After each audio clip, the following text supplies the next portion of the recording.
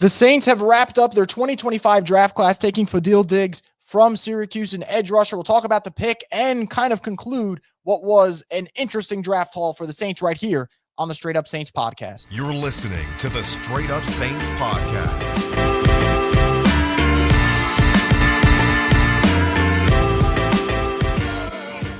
What is up, Who Dat Nation? Welcome inside another edition of the Straight Up Saints podcast. I'm your host, Chris Rosevoglu, and the Saints have wrapped up this draft class.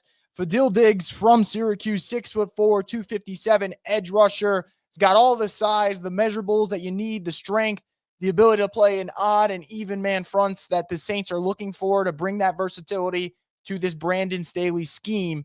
It all comes down to whether or not this player develops, whether or not he can get better against the run. That's the one big knock on Diggs' game. Not exactly a great instinctual player against the run. And could you get better at that? Absolutely. But I think in the NFL, especially as a young player, if you're trying to get on the field, you got to be able to stop the run and show that you can do that to be able, to kind of be rewarded with those pass rushing opportunities. So that would probably be the one thing standing in Diggs' way. That said, for New Orleans, look, it's very clear that they came into this draft with the clear needs on just about every side of the ball. And, I always thought every position group was going to be somewhat addressed. The one that got neglected is wide receiver. Does that mean the Saints maybe get a veteran pass catcher in free agency? It's possible, and I think they probably should.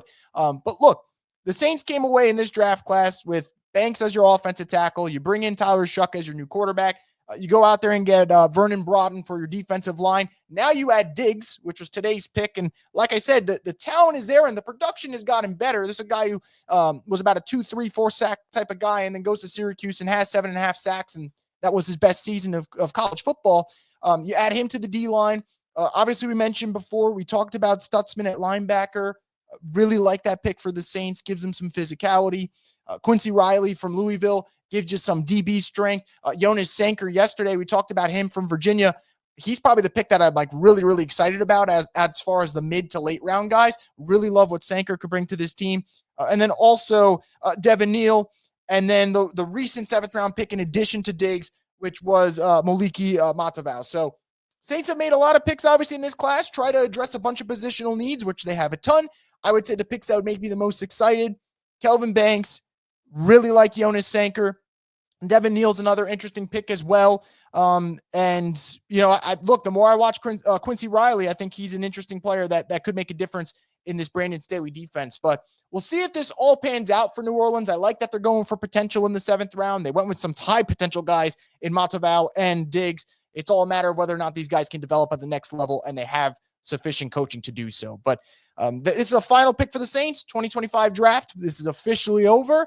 Let me know what you guys think. What's your grade for the pick? What's your grade for the draft class as a whole? Let me know in the comments section below. And as always, subscribe to Boot Crew Media to get more from the Straight Up Saints podcast, the destination for the Who Dat Nation.